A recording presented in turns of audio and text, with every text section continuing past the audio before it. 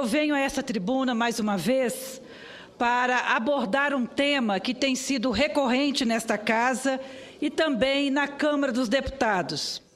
Eu estou aqui me referindo aos royalties do petróleo, que se transformou em uma das principais agendas do Parlamento brasileiro, do Congresso, não só daqui do Congresso Federal, mas também do governo federal e dos municípios, dos estados e dos municípios. No caso específico das lideranças de estados considerados produtores de petróleo, como é o caso da minha realidade, como é o caso do Estado do Espírito Santo, este tema transformou-se numa das nossas principais preocupações. Estamos debruçados nesta agenda há um bom tempo.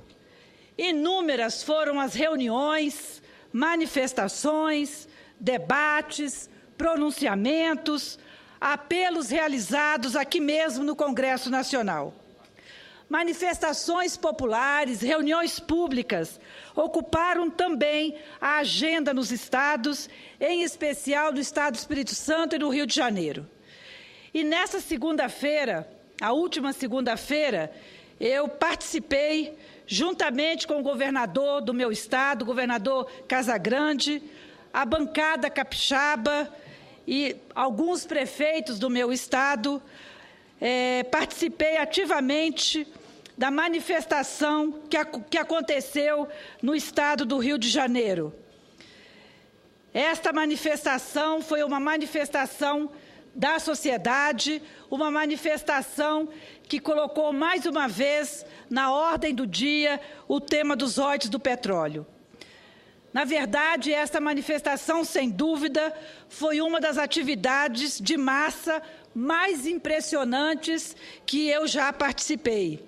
Milhares de pessoas, cidadãos comuns, figuras de expressão pública, do meio político e artístico, todas e todos empunhando a bandeira de defesa de suas conquistas e dos seus direitos, e com um claro objetivo de sensibilizar o governo federal, o governo da presidenta Dilma, para que vete o projeto de lei que foi aprovado na Câmara dos Deputados.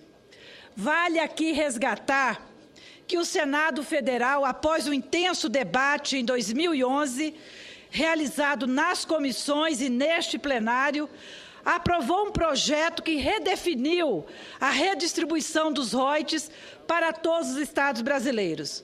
Em nossa opinião, esta redefinição, ela desconsiderou, infelizmente, as especificidades dos estados produtores e subestimou os lesivos impactos econômicos e sociais nos estados do Espírito Santo e Rio de Janeiro. A partir da chegada deste projeto na Câmara, desenvolveu-se naquela casa um longo processo de diálogo e negociações bastante profícuas, considerando as partes envolvidas, traduzido através do relatório elaborado pelo deputado Carlos Zaratini, que, em minha opinião, avançou consideravelmente em relação ao que havia sido aprovado aqui no Senado Federal. Acho que isso é importante destacar e reconhecer o esforço do deputado Zaratini em construir um projeto que realmente pudesse avançar diante do que havia sido aprovado aqui no Senado Federal. No entanto, para nossa surpresa, a maioria da Câmara rejeitou os avanços conquistados neste processo, recuando e aprovando o texto enviado pelo Senado Federal. Este resultado é muito preocupante, pois, além de provocar consequências muito danosas aos estados brasileiros, aos estados produtores, abriu mão de confirmar um ato que possibilitaria o nosso país dar um verdadeiro salto em direção a um futuro promissor para a nossa gente, aprovando 100% dos recursos dos royalties para a educação. Isto é lamentável. Infelizmente, temos aqui o deputado Chalita, que também participou deste processo. Eu lamento profundamente que a Câmara dos Deputados não tenha reconhecido a importância de se votar os 100% dos recursos dos royalties do petróleo para a educação. Isso é lamentável. Desejo este defendido por amplos setores da sociedade brasileira e já explicitado publicamente pela própria presidenta Dilma. Objetivamente, podemos concluir que o Congresso Nacional não conseguiu assegurar que os interesses já conquistados pelos estados e municípios fossem preservados.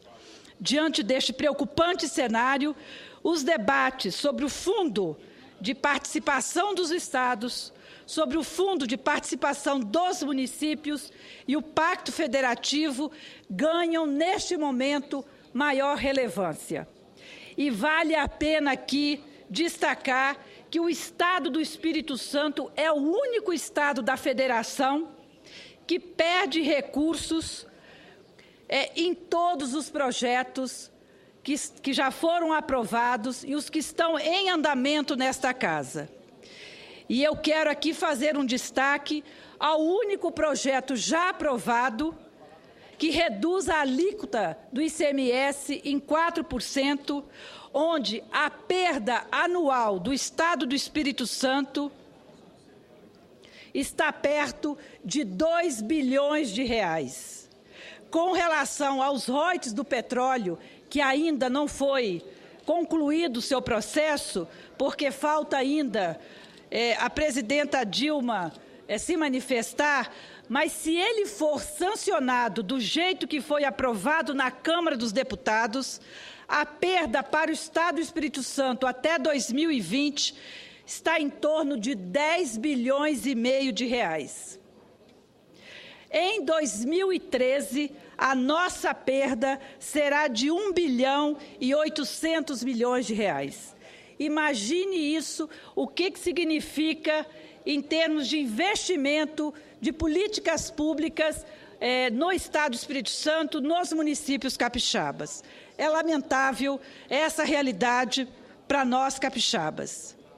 E eu quero aqui reafirmar a minha esperança que, com relação aos royalties do petróleo, que a nossa presidenta Dilma, com a sensibilidade que lhe é peculiar, corrigirá as distorções presentes no projeto aprovado pelas duas casas, tanto aqui pelo Senado quanto pela Câmara dos Deputados, dando continuidade ao rico processo de desenvolvimento do nosso país, da nossa gente, especialmente os segmentos mais pobres, sem excluir ou penalizar alguns estados ou regiões.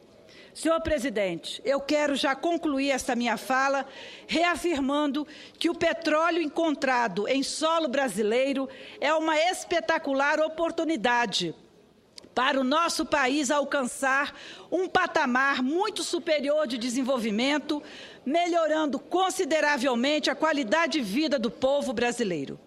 Estou convencida que é possível construirmos um modelo que todo o Brasil conquiste avanços, que toda a população brasileira possa realmente conquistar dias melhores.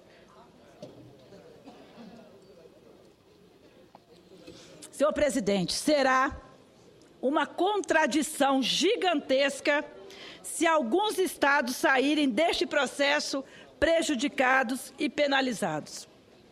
Era isso que eu tinha para dizer, senhor presidente. Muito obrigada.